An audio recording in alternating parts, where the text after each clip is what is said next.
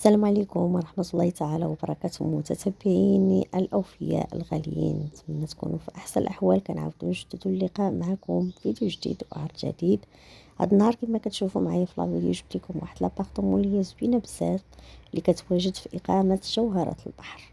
جوهرة البحر اللي دابا أصبحت غنية عن التعريف، كتواجد في منطقة بوقنادل، المنطقة الساحلية الجميلة.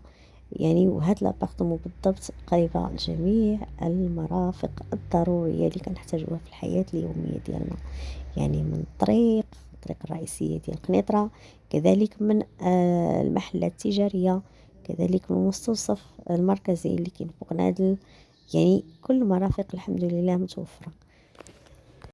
بالنسبة لهاد لابارتومون هادي، المعلومات ديالها راني خليتها لكم في صندوق الوصف أعزائي وأحبائي الكرام، مع المساحة ديالها وكذلك يعني شحال من شومبر فيها.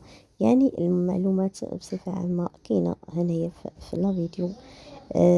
الرقم ديالنا ان شاء الله حتى هو كذلك موجود، ومازال غنخليه لكم في صندوق الوصف ديال الباج اللي غنحطو فيها، سواء على باج يوتيوب او لا باج تيك توك او لا باج ديالي ديال الفيسبوك. مهم كنتو مهتمين بهذا العرض هذا، حاولوا تواصلوا معنا ان شاء الله. بالنسبه للناس اللي كيتصلوا بيا وكيتعثر عليهم التواصل، يحاولوا يخليو لي ميساج بواتساب، ان شاء الله غير غادي تحلي الفرصه غادي نشوفوا وغادي نجاوبكم باذن الله تعالى. يعني لان كيكون كتر ديال الضغوطات على الاتصالات وداكشي، علاش هذا هو السبب اللي ميمكنليش انني نجاوب على كل اتصالاتكم.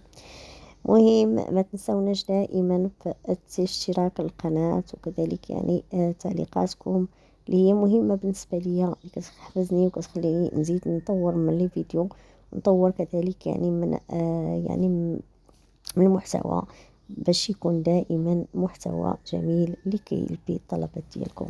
تحياتي لكم ونهاركم سعيد، ودائما على وكالة زينب لجميع العقارات دائما كنحاولوا نشاركوا معكم كل ما هو جديد.